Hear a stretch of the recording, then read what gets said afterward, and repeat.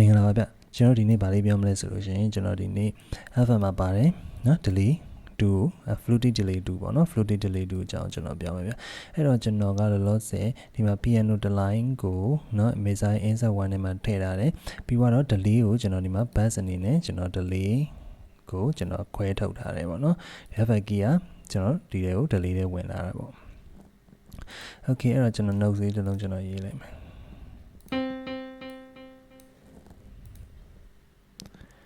နော် okay အဲ့တော့ delay ကိုကျွန်တော်စပြီးကြည့်မယ်ဆိုလို့ရှိရင်ကျွန်တော်ဒီဘက်မှာ drawing ဆိုတာရှိတယ်နော် drawing ကဘာလဲဆိုလို့ရှိရင်ကျွန်တော်တို့ဒီ effect key တွေကသွားတဲ့ဒီမူရင်းအတန်ရော delay အတန်ရောရှိတယ်နော်အဲ့မှာမူရင်းအတန်ကိုကျွန်တော်ဒီမှာ volume လုပ်ပေးရမှာပေါ့နော်ဟို control လုပ်လို့ရတာပေါ့နော်အဲ့တော့ကျွန်တော်ဒီမှာ bass ထုတ်ထားတဲ့အတွက်ကြောင့်ကျွန်တော်မူရင်းအတန်ကိုလုံးဝ short ထားလိုက်မယ်နော်ဘာဖြစ်လို့လဲဆိုတော့ကျွန်တော်ဒီ bass မှာမလိုချင်ဘူးဗျာဟို mixing ပိုင်းညရင်ကျွန်တော်ဒီတက်ထပ်ပြီးတော့ကျွန်တော်တို့နော်ဘာလို့လဲဆိုတာလေးကိုကျွန်တော်တို့ဆက်ပြီးပြောကြတာပေါ့နော်အခုလောလောဆယ်ကျွန်တော် delay အကြောင်းလေးပဲကျွန်တော်ပြောမယ်အခု delay ကိုကျွန်တော်မှ drawing လုပ်ထားတယ် drawing လုပ်ထားတဲ့အတွက်ကျွန်တော်ဒီ meter မှာကျွန်တော်တစ်ချက်ကြည့်ကြည့်မယ်ကျွန်တော် play လုပ်လိုက်တယ်ဒါ original တန်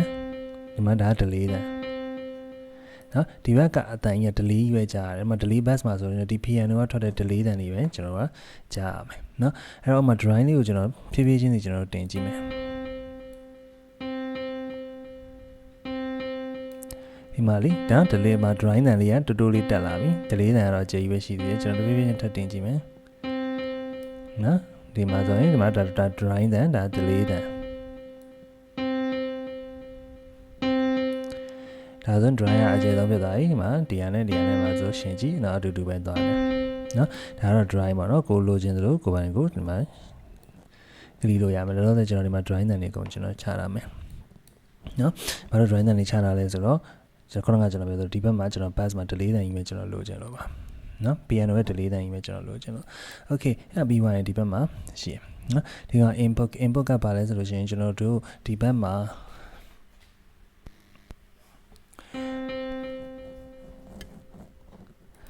နော်ဒီ delay တွေကိုဝင်တဲ့ delay တန်ပေါ့ဗျာเนาะအဲ့ဒါပဲပြောရမှာအဲ့လိုမျိုးပေါ့เนาะအဲ့တော့ဥပမာကျွန်တော်ကမှဖန်ခွဲလိုက်မယ်ဆိုလို့ရှိရင် delay တန်ကဘယ်ဘက်ကကြီးပဲကြာနေရလိုက်မယ်เนาะဒီမှာဆိုလည်းဘယ်ဘက်ကတက်တယ်ဒီ drawing နဲ့ဘာမှမဆိုင် drawing နဲ့ဘာမှမဆိုင်ဘူးဆိုတော့ drawing ကိုကျွန်တော်တင်ထားတယ်ဗျာเนาะ drawing ကိုကျွန်တော်တင်ထားတယ်ဆို drawing က drawing တန်ပဲသွားနေမှာပဲ drawing က center မှာသွားနေမယ်ဒါပေမဲ့ delay ကကြတော့ဘယ်ဘက်ကတက်လာလိမ့်မယ်နော် drawing တန်ကတော့ center မှာပဲသွားနေမယ် delay တန်ကဘယ်ဘက်ကတက်လာမှာပဲနော်ညာဘက်မှာဆိုလည်းညာဘက်မှာ delay ကညာဘက်ကသွားမယ် short ဒီမှာ drawing တွေကုန်ကျွန်တော်ရက်ထားလိုက်မယ်နော်ဒါကတော့ input ဖန်ဖြစ်ပါတယ်ခင်ဗျနော်ပြီးရင် volume ကဘာလဲဆိုလို့ရှိရင်ကျွန်တော်တို့က volume ကဒီခုနကပြောသလိုပေါ့နော်ဒီ delay တန်ဒီတဲ့ဝင်တဲ့ volume input ပဲပေါ့အဲ့ဒါဘာလဲဆိုလို့ရှိရင်ကျွန်တော် delay တန်ကိုဘယ်လောက်အကျယ်ထားမှလဲအတိုးထားမှလဲဖြစ်သွားမှာပေါ့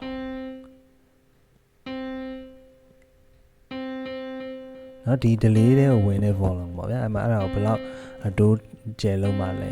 ဒါဆိုလုံးဝတိုးပါပြီဘာမှမကြားတော့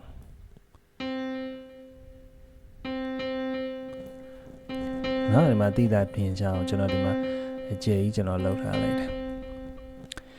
okay ပြီးရရင်ကျွန်တော် invert feedback ပေါ့နော် feedback မှာ normal အခုကျွန်တော်တို့ကြားနေသလိုပဲ normal တန်တိုင်းပဲကျွန်တော်တို့ကြားမှာပဲเนาะ delay ကဒီလိုပဲသွား invert ကဘာလဲဆိုရင်ဥပမာကျွန်တော်ကဒီမှာ pan ကို left မှာထားရတယ်ဆိုရင် तू က right ကနေလာလိုက်မယ် delay က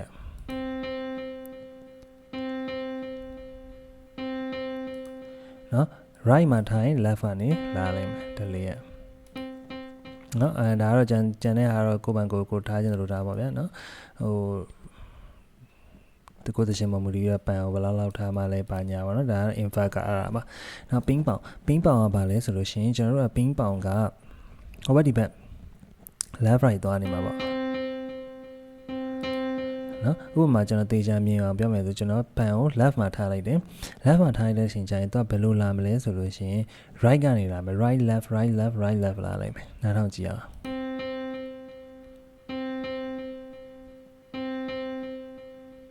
နော် left မှာထားလိုက်မယ်ဆိုရင် left မှာပန်ကို right မှာထားလိုက်မယ်ဆိုလို့ရှိရင်သူကပင်းပေါင်က left right လာလိုက်မယ် left ကအရင်စလာမှာပေါ့နော် delay တန်ကိုပြောတာနော် normal တန်ကတော့ကျွန်တော်ဖွင့်တာ normal တန်ဒီတိုင်းပဲကြားမှာ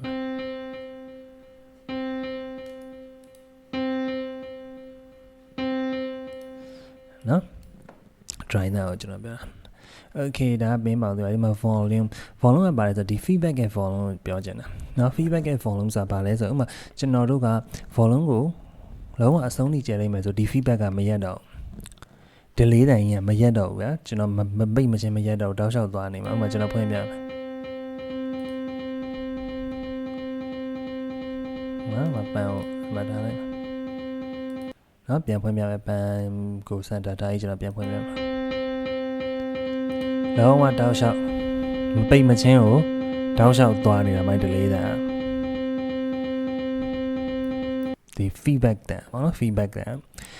အဲ့ဒါဘယ်လောက်အတိုးကျထားမှလဲဆိုတာကိုပြန်ပြီးပြန်ချိန်ရမှာပေါ့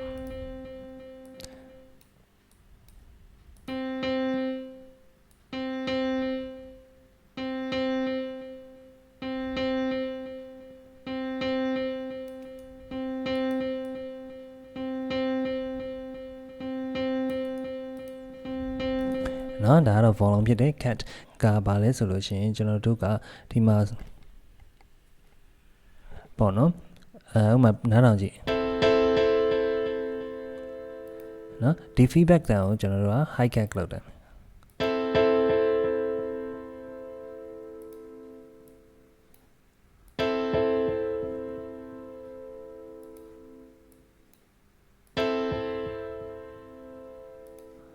နော်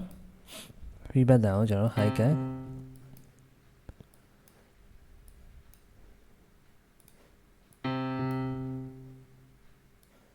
လောက်လိုက်တာပေါ့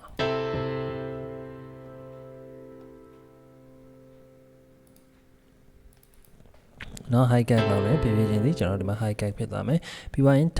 time ကပါလဲဆိုလို့ရှိရင်ကျွန်တော်ကဒီ delay time ပေါ့နော် delay time က delay ကိုဘယ်လောက်နဲ့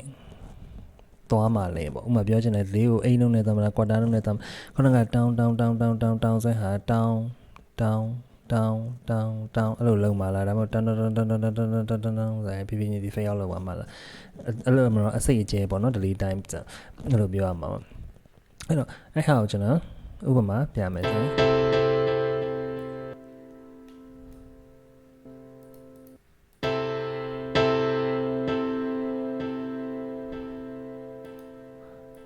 နော်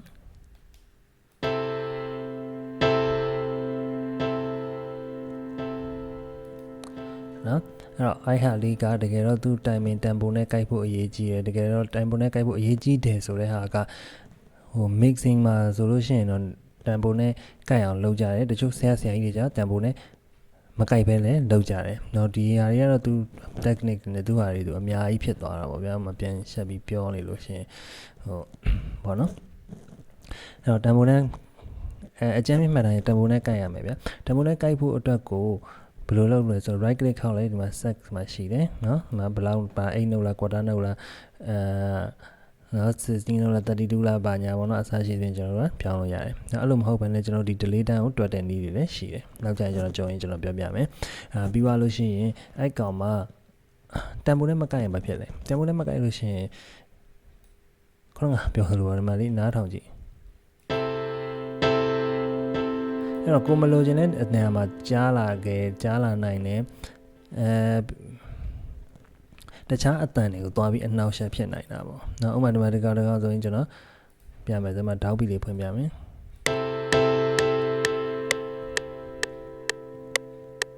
နော်1 2 3 4နော်ဟိုဟာနဲ့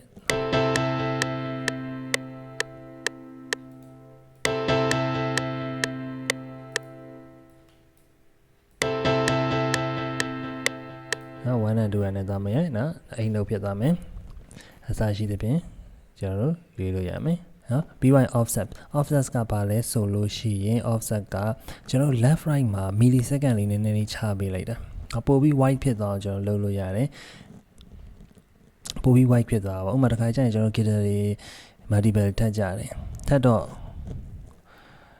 ဘယ်လိုပြောမလဲ guitar rhythm ပဲထားပြ rhythm ကိုကျွန်တော် multiple မတီးတော့ဘူးမတီးဘဲနဲ့တစ် line နဲ့ပဲယူပြီးနှစ် line ပွားပြီးပန်ခွဲလိုက်တယ်အဲ့ကြလို့ရှိရင်ကျွန်တော်တို့ကဘာလုပ်ပေးရလဲဆိုလို့ရှိရင် millisecond လေးနည်းနည်းအနောက်ဆုတ်ပေးရတယ်နောက်ဆုံးရှေ့တိုးရင်တို့ပေါ့နော်အဲ့ millisecond တူမတူအောင်လို့ millisecond လောက်လေးကျွန်တော်တို့ရွှေ့ပေးရတယ်နောက်အဲ့အကြောင်းလေးကျွန်တော်နောက်မှဆက်ပြီးကျွန်တော်ဘာလို့ရွှေ့ရတာလဲဆိုတဲ့ဟာကိုကျွန်တော်နောက်မှကျွန်တော်တို့ဆက်ပြီးပြောမယ်ပေါ့နော်အဲ့လိုမျိုး white ဖြစ်သွားတယ် white ဖြစ်အောင်လုပ်တာပွင့်လင်းပြောရင်တော့ဟိုအခုထားရပါ delay မှာပြောမယ်ဆိုလို့ရှိရင် left ဘယ်နဲ့ညာနဲ့ကိုအချိန်မတူတော့တာသိလားဘယ်ကအရင်လာပြီးညာကနောက်မှလာမယ်နည်းနည်းလေးဟထားတာပေါ့အဲ့လိုမျိုးလေးဥပမာတိတာပါအောင်ကျွန်တော်လုပ်ပြမယ်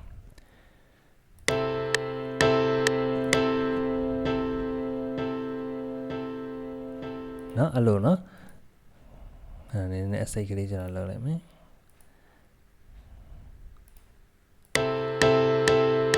နော်အဲ့တော့တိတာပါအောင်ကျွန်တော်အဆုံးထိနော်ညာဘက်ကိုအဆုံးထိတင်လိုက်မယ်ဆိုရင်